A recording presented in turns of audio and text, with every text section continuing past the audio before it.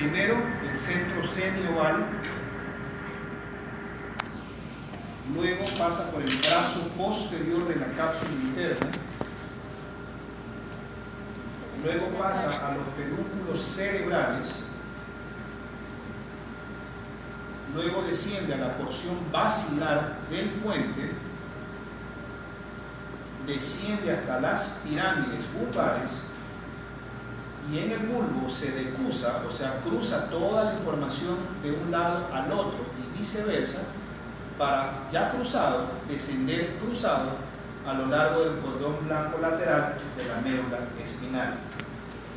Carmen dijo que hay un porcentaje, entre comillas, no se cumple en todos los seres humanos, porque todos los seres humanos somos diferentes. La mayoría de textos hablan, casi todos, de aproximadamente un 90% a expensas de un fascículo córtico espinal lateral, que es el principal, y habla de un 10% restante, que lo divide en un 8% y en un 2% en relación con un sistema formado por dos tipos de fibras. Uno que es el córtico espinal anterior y otro que es la fibra o el fascículo córtico espinal anterolateral. ¿Sí? Todos estos descienden y todos se asume que se cruzan, por lo menos en la mayoría, o sea, casi el 90% se asume que se cruza en el otro lado para bajar como fascículo córtico espinal lateral en el cordón blanco lateral. Pero esto es en la actualidad relativamente falso y no se debería enseñar así, por una sencilla razón, o por dos razones, perdón. Porque cuando el sistema córtico espinal va descendiendo,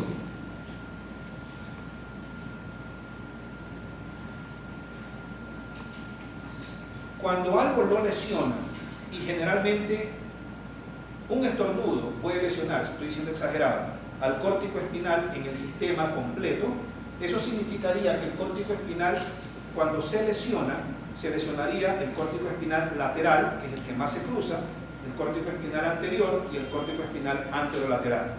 Pero cuando hay una patología del sistema córtico espinal, siempre, en el 100% de los casos, las lesiones que producen debilidad obedecen a la lesión del córtico espinal lateral. Pero en cambio, al lesionarse los otros dos, o sea, el córtico espinal anterior y el córtico espinal anterolateral, más que lesionarse, hiperactúan y se liberan. No sé si me hice entender. No sé si me hice entender. A ver. El sistema córtico espinal va descendiendo. El sistema córtico espinal se llama sistema piramidal porque procede de estructuras piramidales. Después de un rato les explico cuáles son las estructuras piramidales. Cuando va descendiendo, hay una mayor cantidad en porcentaje, entre comillas que es falso, que en un 90% van a formar el córtico espinal lateral. Y el 10% restante se mezcla el córtico espinal anterior con el córtico espinal anterolateral. Cuando una lesión daña el sistema piramidal, daña los tres fascículos, porque los tres fascículos van entreverados entre ellos, o sea, el córtico espinal lateral, el córtico espinal anterior y el córtico espinal anterolateral. Pero cuando algo lesiona el sistema piramidal, o sea, los tres en conjunto, y siempre lo va a hacer en los tres en conjuntos, la patología que más llama la atención es la debilidad muscular del hemicuerpo contrario. Porque cuando algo lesiona el córtico espinal, obviamente en mayor proporción en relación al lateral, eso se traduce como, clínicamente hablando, ¿cómo se llama cuando se lesiona?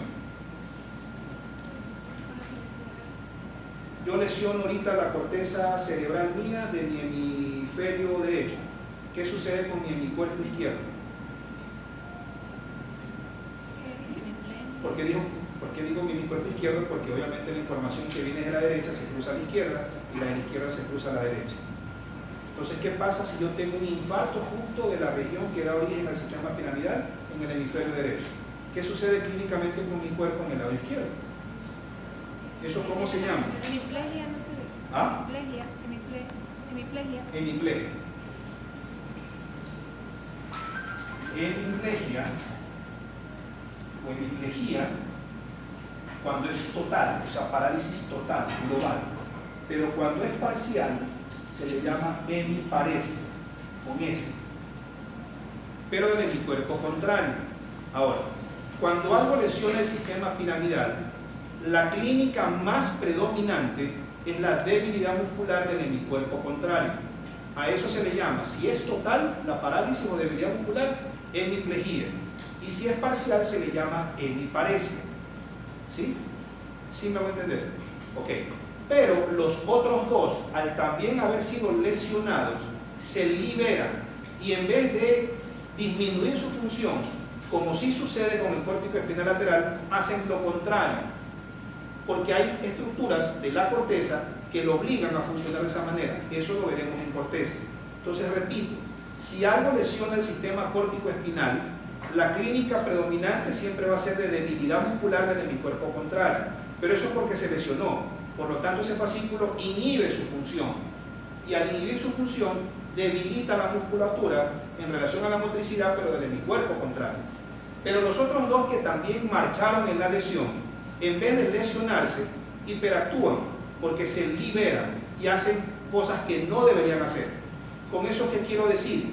Que cuando nosotros estamos sanos, o sea, nosotros ahorita, nosotros en realidad utilizamos nuestro sistema córtico espinal, pero a predominio del córtico espinal lateral.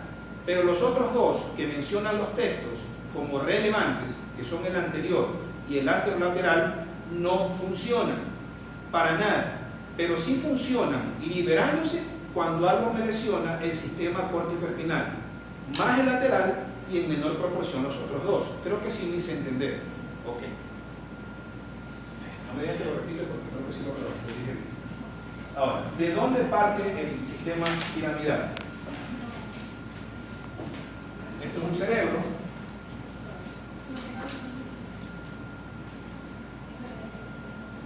La cisura de Rolando.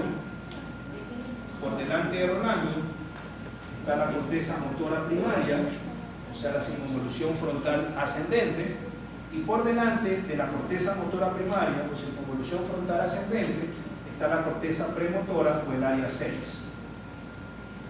Por detrás de la cisura de Rolando está la circunvolución parietal ascendente o corteza sensitiva primaria, que está repartida en las áreas 3, 1 y 2. Y por detrás de las áreas 3, 1 y 2 está el lóbulo parietal superior, que equivale a las áreas 5 y 7, y estas dos, la 5 y la 7, se llama corteza sensitiva de asociación. Estas áreas originan un gran fascículo que va a ser el córtico espinal.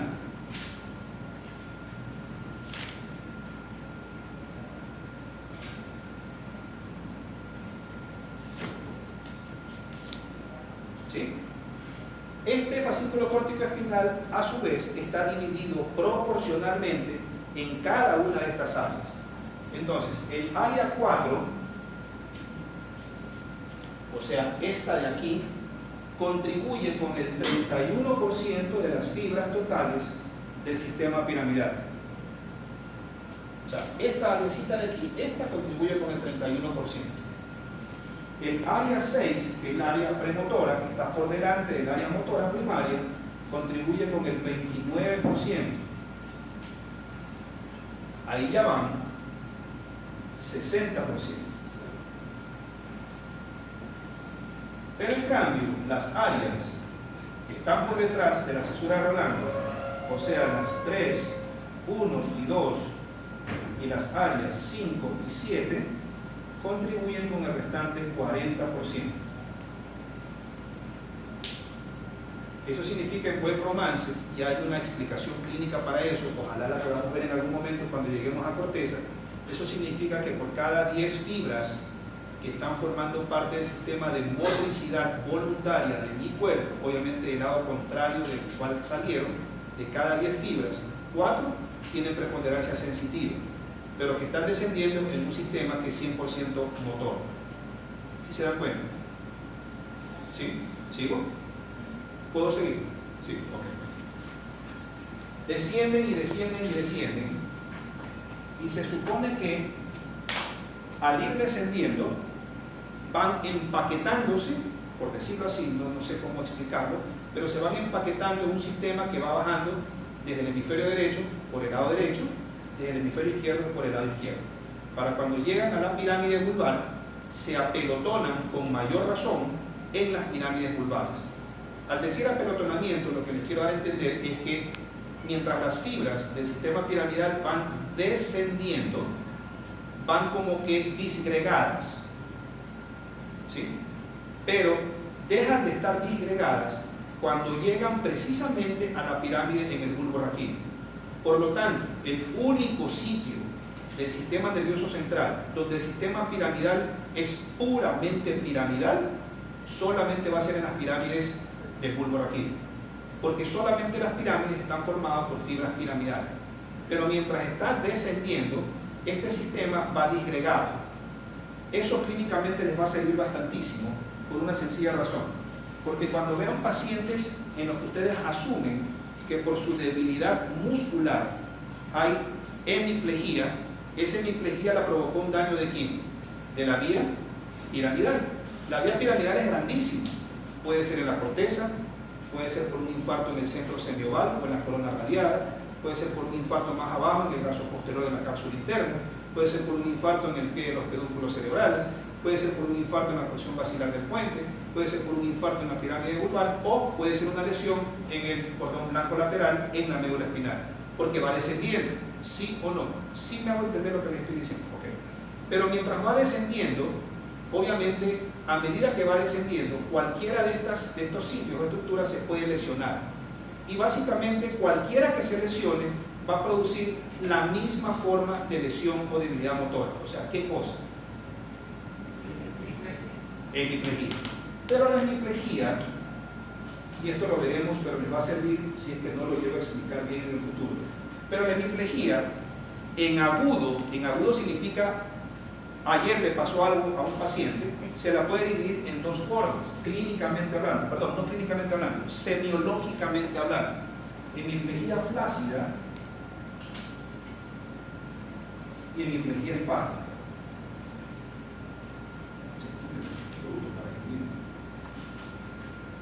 Todas las lesiones, exceptuando la del nivel de las pirámides, todas producen hemiplegia espástica. ¿Por qué razón? Porque todas las que no son lesión en la pirámide no involucran al sistema piramidal como si involucra una lesión solamente de pirámides. No sé si me hice entender. Repito, el sistema piramidal va descendiendo, pero mientras va descendiendo, también hay otras estructuras que están permitiendo la descendencia de otros fascículos. Entonces, si se lesiona un hemisferio derecho, se lesiona el córtico espinal, pero ¿quién no quita que también se lesiona el bulbo espinal, que también está descendiendo? Entonces van como que mezcladitos, si es que cabe el término. Pero cuando el córtico espinal, como sistema piramidal, llega a la pirámide, todo lo que es córtico espinal se queda empaquetado en la pirámide. Y es como que los bota, hey, tú no tienes que estar aquí. Entonces la pirámide está formada solamente por fibras córtico-espinales. Es como que es un lujo para la pirámide vulvar, en el bulbo, tener solamente el sistema piramidal. Y el resto son los fascículos que no son córtico-espinales o que no son piramidales. Eso fue lo que quise decir. Okay. Entonces, cuando hay hemiplegia, ustedes ven si está espástico, o sea, si está todo tieso, engullido, o si está flácido, o sea, sumamente aguado o hipotónico. No pongan aguado, pero es para que me entiendan. Entonces, las lesiones que producen hemiplegia flácida son particularmente las que están ubicadas en la pirámide. Hay una explicación, lo veremos después, bla, bla, bla. En cambio, todas las demás, exceptuando la de las pirámides, producen hemiplegia espástica.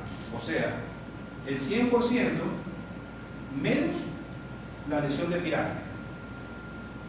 Por el solo hecho de que en la pirámide solamente van fibras piramidales y no van el resto. que sí van en los otros sitios mientras va descendiendo. ¿Sí? Ok. Como llegamos a las pirámides son dos. Y entre las dos hay aproximadamente 500.000 fibras o axones por un lado y 500.000 axones o fibras por la otra pirámide. Eso significa en romances que las dos pirámides engloban aproximadamente 1 millón de fibras. ¿Sí? Pero resulta que en esta área de aquí, en el área 4, y precisamente en la lámina 5, esto también lo veremos cuando veamos corteza cerebral, o sea, ya al final, en la lámina 5 de la corteza en relación con el área 4, en esa lámina 5 hay unas neuronas que son súper importantes, que se llaman neuronas gigantes de Betz. Pero resulta que aproximadamente solamente existen entre 25.000 a 35.000 neuronas gigantes de Betz. Si hay 25.000 a 35.000 neuronas gigantes de Betz, solamente cabría asumir que hay 25.000 a 35.000 fibras que vienen desde cada una de estas neuronas. Esas 25.000 a 35.000 fibras van metidas en este millón. ¿Sí? Entonces hagamos una resta, lo pueden hacer en la casa y van a sacar un porcentaje casi absoluto. Si 1 millón de fibras son todas las fibras piramidales, restémosla de 25.000 o de 35.000. Eso significa que hay 965.000 a 975.000 fibras por un lado, y hay las otras 25.000 a 35.000 fibras por otro lado. No sé si me van a entender. Sí. Estas de aquí,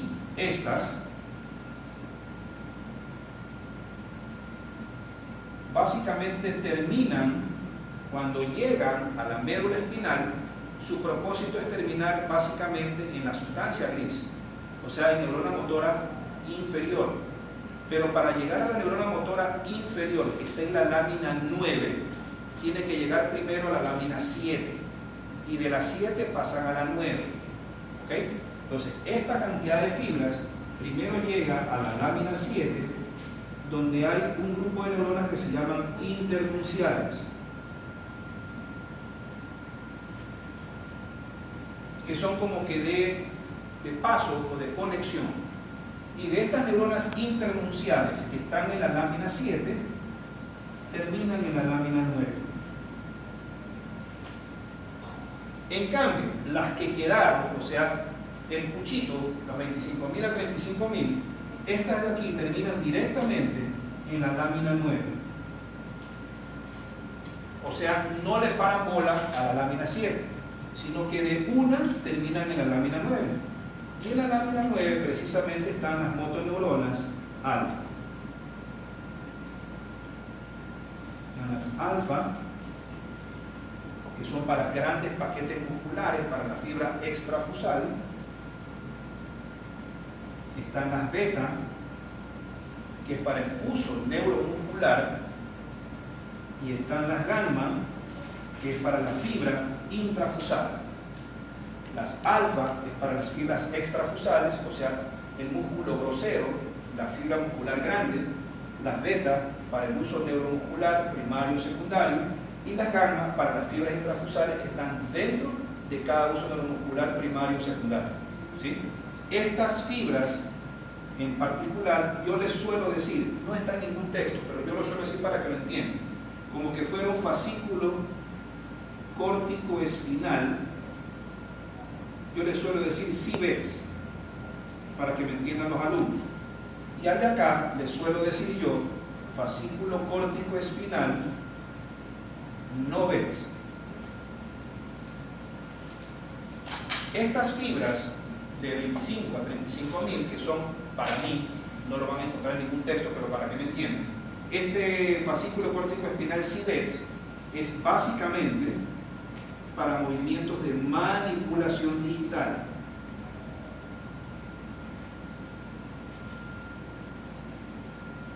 Porque anatómicamente estas fibras terminan precisamente en neuronas motoras alfa, pero que inervan músculos muy pequeños, pero con mayor habilidad motriz.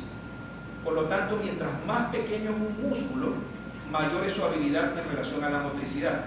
Por eso es que los interosos, los lumbricales, los interdigitales, ¿qué más hay? Todos los músculos pequeños de la mano y del pie tienen mayor maniobrabilidad para manipular digitalmente objetos, pero gracias a eso, a que son músculos muy pequeños, pero están supremamente muy bien inervados por fibras que, siendo escasas en número, pero tienen esa particularidad anatómica de que llegan de una sin pararle bola a la lámina 7, sino directamente a la lámina 9, para movilizar precisamente músculos de maniobrabilidad y de mayor manipulación digital. ¿Sí? Sí. Una pregunta, las fibras de las células gigantes de Bell solo viajan de un lado, o sea... No, de los dos lados. ¿Y por qué es 975? Debe ser 950. Entre los dos. Pero 25 y 25 ambos lados. Claro. 50. Sí. Bueno, ya, de los dos lados. De los dos lados. De los dos lados, de los dos lados. No te preocupes por eso. De los dos lados.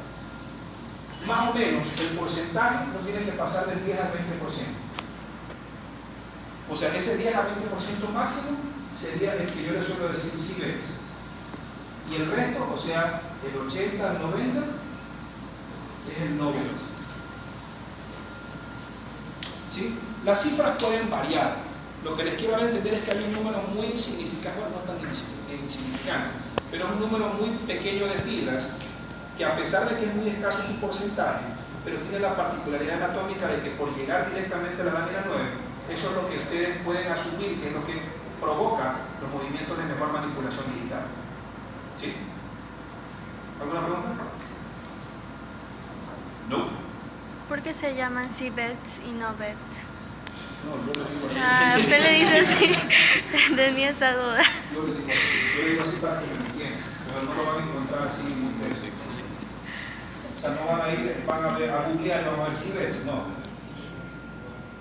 Sino que es para que me entiendan, una forma pedagógica de decirles cómo funciona. Cállate. Toda duda es importante. Sigamos. Sigamos.